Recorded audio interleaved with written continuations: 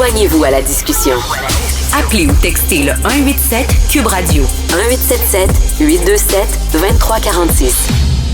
Le Québec a tout intérêt à entendre cet appel. La rencontre La Traverse, Bock-Côté. Ça a été tellement blessant, là. On va traverser cette crise-là, mais on doit y voir l'occasion de se réformer véritablement. Oui, mais il faut que le fruit soit mûr pour bouger dans une société. Le choc a eu lieu. Alors, chers amis, je vous ai écouté et regardé hier. C'était l'émission spéciale à LCN sur le lancement des élections. J'ai suivi ça de façon religieuse et vous étiez déçus tous les deux de la part congrue du français lors du point de presse de M. Carney. Qu'est-ce que tu en penses, Emmanuel? Ben, je pense que c'est le fruit, il y a un mélange d'insensibilité et de manque d'expérience là-dedans, là, pour être juste. C'est une chose de comprendre comme candidat au poste de premier ministre dans une campagne électorale qu'il faut parler français. C'est une autre de montrer la sensibilité nécessaire pour être pris au sérieux. Et c'est là qu'on voit que les violons sont pas tout à fait affûtés pour monsieur Carney. C'est comme la logique de s'imaginer que parce qu'il essaie de s'auto-traduire en français, que ça suffit à remplir le quota. J'ai eu tout un débat avec mon collègue Philippe Vincent Foisy à savoir si c'était la faute des journalistes. Lui disait, c'est les journalistes francophones qui ne se sont pas rués assez tôt sur le micro, Mathieu. Tu regardes dans les airs, là. Ouais, non, mais non. Alors, moi, les spécialistes de la politique fédérale, j'ai tout mon estime évidemment pour Philippe Vincent Foisy, peuvent trouver des raisons subtiles et complexes pour expliquer que finalement ce qui s'est passé ne s'est pas passé. Dans les faits, là, ce qu'on a vu, c'est une confirmation de cette formule que j'utilise souvent. Le Canada est un pays bilingue de langue anglaise. Je veux dire, le français perd de plus en plus de place. Le gouverneur général n'a pas à parler français. Michael Rousseau n'a pas à parler français. Les ministres fédéraux n'ont pas à parler français. Et le premier ministre, maintenant, d'Ottawa, n'a pas à parler français. D'ailleurs, il va fuir, si j'ai bien compris. Et là, parler français. Non, faut arrêter avec ça. En tout respect, Emmanuel, il ne parle pas français. D'ailleurs, il va fuir le débat de TVA. Il est incapable. Lorsqu'on lui pose une question, souvent les journalistes francophones doivent la traduire eux-mêmes pour qu'ils soient capables de la comprendre. Et là, je le dis, je m'adresse à personne en particulier, mais à une partie de notre vie politique, je trouve que les fédéralistes québécois n'ont plus aucune estime d'eux-mêmes. C'est-à-dire tolérer, ils nous font croire depuis si longtemps, Canada pays bilingue, Canada pays de ci, de ça. Dans les faits, ils acceptent de vivre dans un pays où il y a deux langues, il y a l'anglais et le traduit de l'anglais. Ils acceptent que leur langue est périphérique en ce pays. Le prochain premier ministre du Canada va confirmer la chose, puis il va continuer de nous expliquer que c'est pas grave, puis même si c'est grave, on peut rien y faire. Emmanuel. Non, je pas là. Il y a une zone grise là-dedans, là, OK? Je pense que. Non, mais vraiment, OK? Sérieusement, moi j'accepte. Je suis pas d'accord avec l'idée que les journalistes sont pas mis leur culotte. La réalité, c'est qu'il y a moins de journalistes francophones que de journalistes anglophones à Ottawa. Puis les salles de presse francophones sont plus petites que les salles de presse anglophones à Ottawa. Fait que si c'est le premier qui se met au micro, les francophones pourront jamais être là en premier. Notre collègue Olivier Ferron-Boissé pouvait pas être en ligne au micro, il était en ondes, qu'est-ce que tu veux. Et c'est là que le rôle des attachés de presse, du personnel, du premier ministre est important. Puis dans ce cas-là, je pense carrément, là, pour connaître la personne qui était en charge, qu'il y a un manque d'expérience là-dedans. Être directrice des communications d'un ministre qui fait des entrevues, c'est pas être directeur des communications du premier ministre. Puis pour preuve, après nous avoir entendu nous plaindre hautement et virulemment de ça, t'as écouté son point de presse à Gander aujourd'hui, il y en avait du français, ils ont fait attention. Mais c'est un problème. Ceux qui nous écoutent à la radio, là, Mathieu vient d'enlever ses lunettes. Quand il fait ça, là, habituellement, là, c'est parce que... C'est grave. C'est grave, Mathieu. Non, mais je trouve qu'on a une capacité, on peut s'inventer des raisons pour justifier ce qui s'est passé. C'est un attaché de presse junior, et puis les journalistes canadiens anglais ont monopolisé les micros, puis dans le fond, au fond d'eux-mêmes, ça les dérange pas, puis Mark Carney, il aurait voulu faire du français, mais ça n'a pas donné. Ça, c'est quand même des explications circonstancielles pour nous faire croire que la tendance lourde n'existe pas. Et la tendance lourde, qu'est-ce que c'est? C'est tout simplement que le poids démographique des francophones au Canada et même au Québec est en train de régresser. Le socle démographique, culturel, politique des deux langues officielles s'efface devant nous. Le Canada anglais n'a plus envie de faire semblant que le français et l'anglais ont le même statut. Mark Carney n'a pas envie de faire semblant que le peuple québécois existe à part égale que le peuple canadien-anglais. Donc là, on est devant une réalité qui nous frappe au visage, mais c'est pour ça que je reviens, moi, sur le fédéralisme québécois. C'est-à-dire qu'il cesse de chercher à nous faire croire que ils adhèrent au Canada pays bilingue. Le job des fédéralistes québécois aujourd'hui, c'est toujours de dédramatiser les pertes, de nous expliquer que ce qui arrive n'arrive pas, que ce qui nous arrive, que ce qui est grave n'est pas grave, que nous expliquer que finalement on a tort de s'inquiéter. Ce sont des gens qui, aujourd'hui, je trouve, ont franchement la fierté nationale à zéro. Et je trouve, et je serais très critique, à un moment donné, il y a quand même des limites à ne pas se comporter avec un minimum de dignité comme peuple. Moi, ça me renverse l'espèce de dédramatisation généralisée de ce qu'on a vu hier. Emmanuel, Marc... Non, mais il y a des zones grises là-dedans. Là. Tu peux prêter des intentions à un politicien qui ne croit pas au bilinguisme, et non, etc. Non, aucune intention. Non, mais arrête. Je prête aucune intention, j'ai dit structurellement ce qu'on voit. S'il te plaît, Vas-y. une seconde. Moi, je pense qu'il y a des zones grises là-dedans. Tout n'est pas noir ou blanc. Puis, il y a des codes de la politique que quand tu ne l'as pas pratiqué, cette politique-là, tu les maîtrises mal. Et je crois que c'est ce qu'on a vu aujourd'hui. Moi, je crois que c'est important de le mentionner parce que si les journalistes qui couvrent la politique dans la vie ne le mentionnent pas, le public ne peut pas le savoir qu'il y avait un problème, ne peut pas savoir que par moment, il faut lui répéter la question. En même temps, est-ce que ça doit être l'enjeu majeur de cette campagne électorale? Emmanuel, je suis pas certaine. C'est les électeurs qui vont décider. Emmanuel, j'ai une question. Mark Carney a fait une publicité que tu as certainement vue avec Mike Myers. Mike Myers, humoriste canadien. Qui est génial. Très connu aux États-Unis. Il a fait Saturday Night Live, il a fait les films de Wayne's World. Très connu, grosse vedette. Il vit aux États-Unis. Et Mark Carney lui pose des questions pour être sûr, est-ce que tu es encore Canadien? Et là, lui pose plein de questions concernant la culture du Canada. Puis Mike Myers, même s'il vit à Los Angeles depuis longtemps, il y a toutes les refs, comme on dit, il y a toutes les références, tout ça, mais jamais, au cours de cette pub-là, il y a une référence concernant la culture québécoise ou le fait français. Jamais. On parle de Mr. Dress-Up, on parle de la CBC, on parle... mais jamais on parle du Canada. Richard, tu vas pas demander à Mark Myers c'était quoi...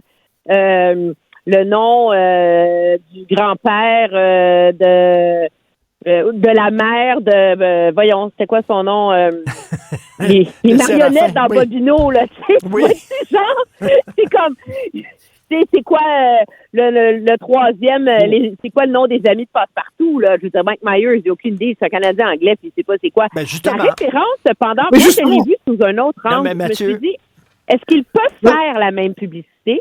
Oui. Avec une vedette mythique québécoise. Donc, est-ce qu'il pourrait prendre une vedette mythique québécoise qui habite plus au Canada, au Québec, puis lui demander si elle est encore une vraie Québécoise, une vraie Canadienne, avec des blagues, justement, c'est quoi le nom non, mais celle qui fait le chat dans Passe-Partout. Mathieu a raison quand il dit qu'ils font même pas un effort, Mathieu. Là. Ils sont allés chercher mais ils n'ont pas à faire d'efforts. Moi, j'en veux pas au Canada anglais d'être le Canada anglais. À un moment donné, c'est la vérité des choses. Le Trudeauisme version 1, j'entends le père, là. Trudeau a voulu construire le mythe, la fiction d'un Canada bilingue parce que ce qui s'appuyait sur la démographie de deux nations, même s'il contestait l'existence de ces deux nations. Bon.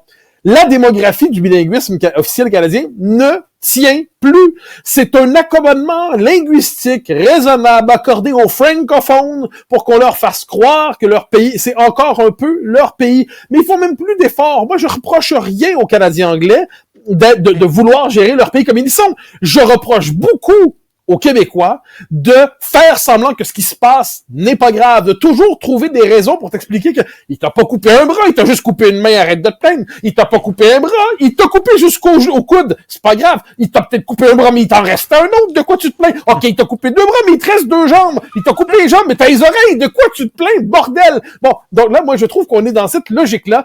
C'est exaspérant. Donc, je suis sévère, finalement, envers le commentariat québécois et les Québécois qui sont là. C'est pas grave, dans le fond. Je trouve que derrière ça, il y a une forme d'affaissement de l'esprit national. Emmanuel, on va parler d'argent maintenant. Tous les partis proposent des baisses d'impôts. Et comme tu disais hier à l'émission spéciale, Emmanuel, c'est drôle, par exemple, ils ne disent jamais comment ils vont la financer, cette baisse d'impôts-là. Non. Puis alors, ça, pour dire qu'il va falloir attendre les cadres financiers. La réponse à sa décharge de M. Poilievre est quand même un peu plus claire. Sauf qu'il va dépenser quand même 2 fois plus, là. Ça va coûter près de 14 milliards de dollars la baisse d'impôts qu'il propose. Lui, il dit essentiellement qu'il va couper dans la taille de l'État, qu'il va couper dans les contrats aux consultants et que son gouvernement, pour chaque nouveau programme, va couper, c'est $1 pour $1. Tu dépenses $1, t'en coupes $1. Donc, il va couper, s'il dépense 14 milliards en baisse d'impôts, il va couper 14 milliards quelque part dans le budget. Il va falloir qu'il nous explique comment. Ce qu'il y a d'extraordinaire, c'est dans la réponse de M. Carney, qui, lui, on lui dit, mais qu'est-ce que vous allez couper? Puis il dit, c'est pas ça qu'il faut poser comme question. Il dit, on va changer la façon de gouverner. Donc, on ne touchera pas aux transferts, on ne touchera pas aux grands programmes sociaux, les garderies, l'assurance dentaire.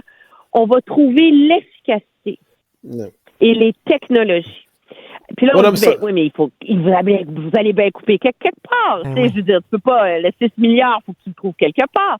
Non, nous allons changer la façon de gouverner. Fait que le banquier est encore plus obtus dans sa réponse que le politicien de carrière et le libéral veut dépenser moins en baisse d'impôts que le conservateur qui se dit responsable fiscalement. Alors, objectivement, mesdames et messieurs, bienvenue au monde à l'envers. Non, mais premièrement, moi, la notion de on n'a pas les moyens de faire des baisses d'impôts est une notion que je trouve loufoque. C'est-à-dire, c'est pas l'argent appartient à ceux qui le gagnent, aux travailleurs, aux individus. L'État prend sa part pour financer des travaux d'intérêt général, des missions d'intérêt public, mais c'est pas son argent. Et puis moi, quand j'entends dire on n'a pas les moyens de le remettre aux gens, un instant, vous avez créé une espèce de bureaucratie monstrueuse. Vous avez, en plus de cela, créé une dette qu'on sera jamais capable de rembourser. Vous êtes incapable, plus encore, de livrer des services qui se tiennent minimalement. Puis vous nous expliquez que, par ailleurs, notre argent, vous nous le rendrez pas parce qu'on doit continuer à financer votre incompétence institutionnalisée, votre incompétence systémique. Un instant, c'est notre argent. C'est la kleptocratie qu'on a devant nous. C'est le braquage fiscal. Ce sont des cambrioleurs qui se présentent comme des politiques. Premier élément. Deuxième élément, Mark Carney sonne comme une vieille picouille idéologique. Dis-je en tout respect. J'entends par là que il faut pas moins d'État, pas plus d'État, il faut mieux d'État. J'ai l'impression d'entendre le petit frère de Tony Blair ou le petit frère de Gerhard Schröder qui sortirait des années 90 pour nous expliquer, non, moi, je peux être capable de baisser les impôts sans rien toucher au service parce qu'on va dépenser autrement. On le sait par cœur, dépenser autrement n'existe pas. Ce qui existe pour ces gens-là, c'est toujours dépenser plus, puis quand ils rendent un centime aux contribuables, une scène noire, comme on dit chez nous, mais quand ils font ça, ils ont l'impression d'être généreux, il faudrait leur dire merci. À un moment donné, il faut avoir une saine intransigeance envers ces gens. En terminant, Emmanuel, ça me fait penser quand même au slogan de Jean-François Lisée. Il ne faut pas imposer une cure minceur à l'État, il faut l'envoyer au gym pour qu'il soit plus performant. C'est un peu ça, là. Ouais, mais on est beaucoup dans cette logique-là. Puis tu peux pas équilibrer les budgets sans couper quelque part. Puis ça se fait couper quelque part. M. Harper a réussi à résorber le déficit en quelques années après avoir creusé un déficit de 40 milliards pendant la crise financière. Tu coupes et tu assumes tes choix. Le problème, c'est qu'on vit dans un monde politique où dès que quelqu'un touche à quelque chose, on crie au meurtre. Moi, mon exemple préféré de ça, là, c'est en voulant équilibrer le budget. Le gouvernement Harper avait coupé le programme de contestation judiciaire, OK? Qui valait 60 millions par année. C'est des peanuts, tu vas me dire. Et là, tout le monde est monté au barricades. Au Québec aussi, là, tu sais, c'était écœurant, il était contre la charte, les droits et libertés, c'est le programme qui sert à financer les causes des francophones qui poursuivent, leur province quand on coupe les autobus à Moncton pour les commissions scolaires francophones, là, tu sais. Puis c'est donc écœurant. Alors là, M. Trudeau ramène le dit programme, le dépolitise en plus, et les mêmes personnes qui gueulaient sur le fait qu'on avait coupé le programme de contestation judiciaire, puis c'était donc effrayant que le gouvernement Harper avait fait ça, c'est quoi? C'est les mêmes qui gueulent maintenant que les impôts des contribuables servent à contester la loi 21. C'est le même programme, c'est la même affaire. À un moment donné, tu coupes pas. Et donc, les gouvernements qui réussissent à équilibrer les budgets sont ceux qui réussissent à le faire en assumant de déplaire à une tranche de l'électorat et à certains lobbies. Mais c'est pas très populaire lorsqu'on dit aux électeurs qu'il faut couper quelque part, malheureusement. Merci beaucoup à vous deux. Merci Mathieu, merci Emmanuel. Bye bye. Salut. Au revoir.